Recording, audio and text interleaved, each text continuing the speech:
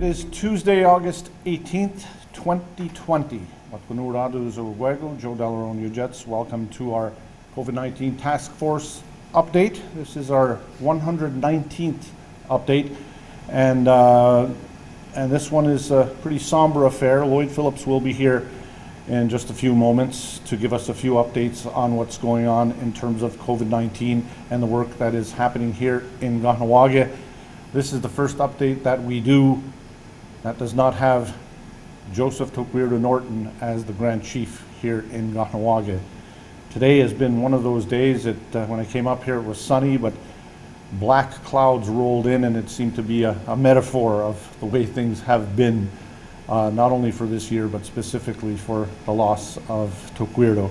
We'll have a little more on that in just a few moments, but before that we'd like to bring on the Commissioner of Public Safety, Lloyd Phillips.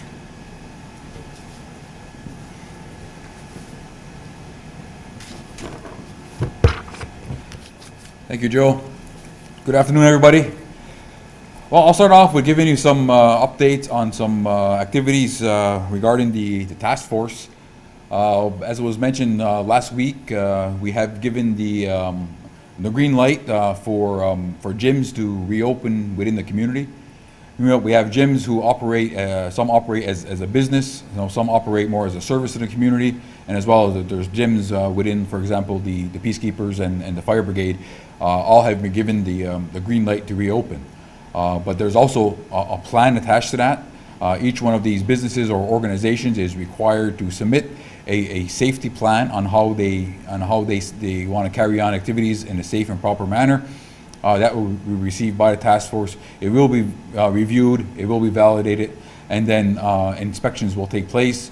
Once all those boxes are checked, they will receive their health certificate, and then they are able to operate with the capacity, a maximum of 8 people, if they are able to accommodate that many people within their establishment.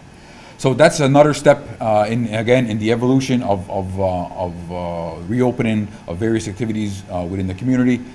Again, we fully understand the fact that physical activity and when people have a chance to have a good workout and stuff is also good for the mental health and well-being of everybody involved. So that's one more step in that direction.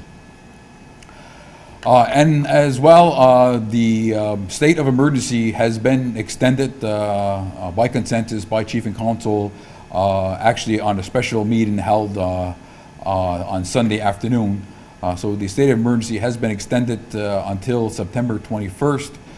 This gives the mandate to myself as a commissioner, as well as the public, with public safety, but also the mandate of the task force to remain intact and with the proper authority and to be able to mitigate the ongoing issues regarding the pandemic, and have the authority to roll out the remaining plans for us to be able to see the eventual, hopefully near full economic opening of the community, as well as obviously we're looking very closely moving forward with the reopening of the schools. I understand that the term state of emergency sometimes could be somewhat daunting. And if you look around us and look at some of the numbers in Quebec, they are very low at this point in time, which is a very positive sign. But in order for us to maintain the task force intact and have that ability to move forward and utilizing the Kahnawake Emergency Preparedness Law and not any other external jurisdictions, we have to maintain that state of emergency to carry on whatever measures that are required. So, even though the threat of the COVID virus, if you go back a couple of months ago to where it is now, yes, it has somewhat subsided. The threats are not as obvious as they were a couple of months ago, but let's not fool ourselves. The virus is still around us. The virus is still it's still here. And we have to remain vigilant. We have to remain keeping in mind the basics, as we talked about before, about the pillars of hand washing, face masks, and indoor public places. Physical distancing, obviously being one of the paramount topics. So we have to keep that in mind, and we can't say that enough, because if people get too lax and they don't take it as serious, we could see ourselves evolving back into a situation that we seen a couple months ago, and that could happen very quickly. I know there's also concerns being raised about the reopening of the schools.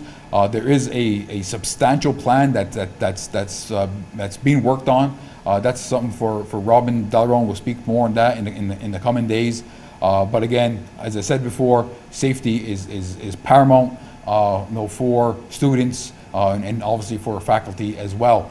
So those plans will be rolling out over the next little while to give that reassurance to the community on how we see things evolving and moving forward.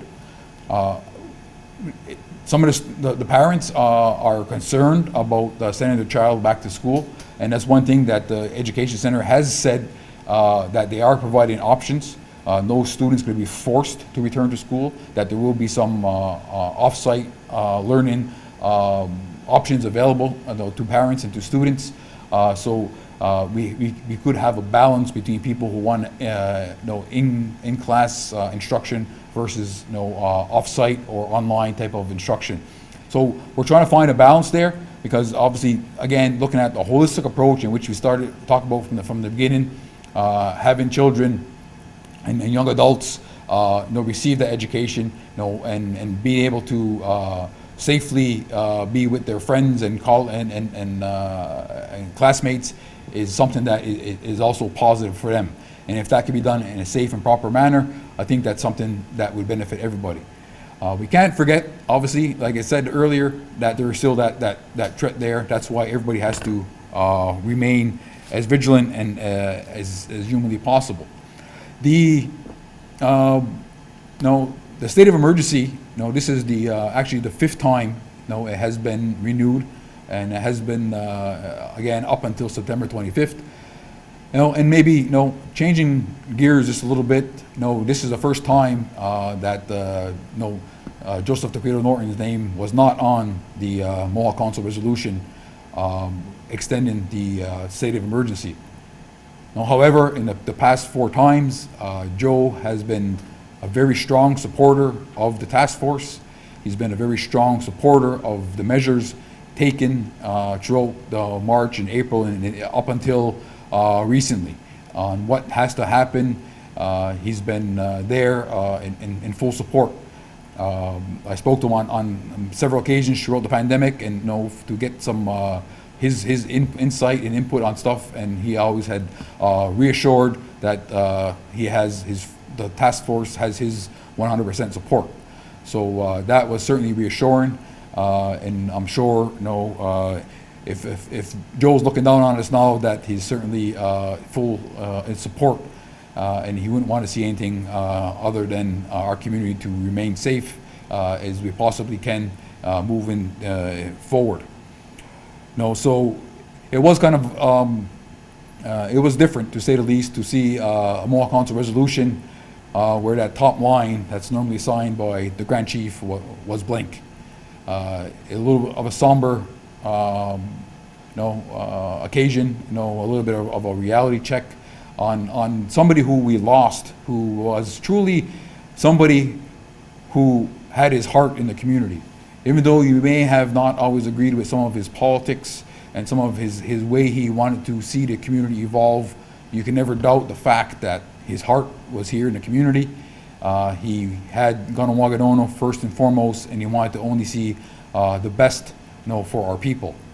And when in the context of the pandemic, that also shined true with his actions and his support for the task force. I worked with him for 9 years, almost 9 years on council. We worked through ice storm together when that was another type of emergency.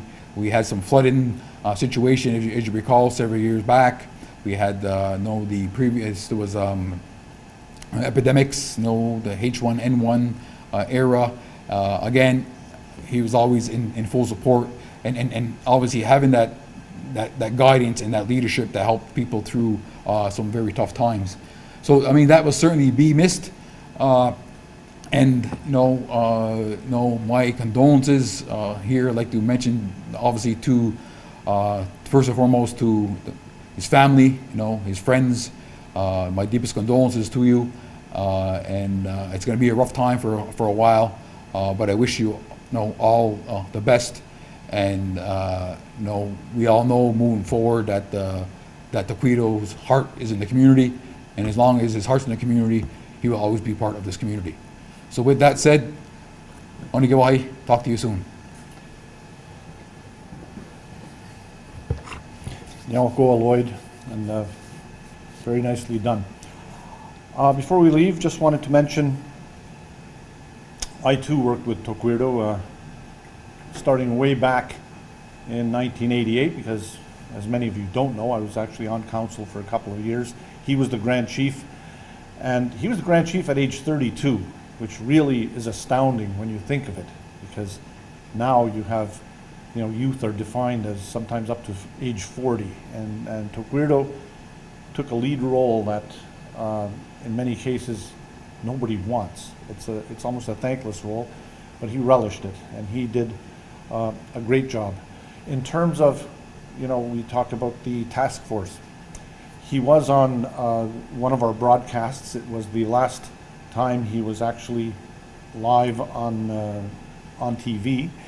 For those of you who saw it on Paul's Cable, of course it's live on Facebook Live. But that was his last appearance a few short weeks ago, and he is certainly going to be missed. But in terms of what's going on right now with Tequito, for those who are going to visit, the COVID-19 task force recommendations and all of the things we have to do are in place. If you go to the site over at the Kahnawake Sports Complex, you have to wear a mask. There are people there, there are signs.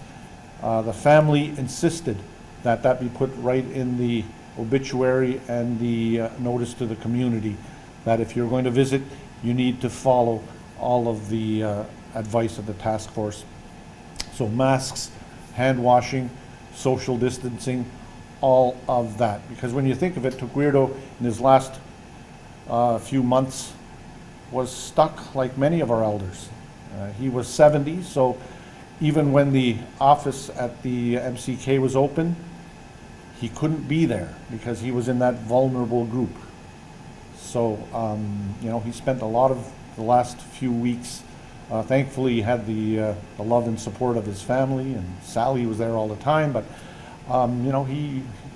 he lived through a tough time this last little while. So we wish him all the best from everybody here at the task force, and certainly from me, knowing him for so many years and working so closely with him.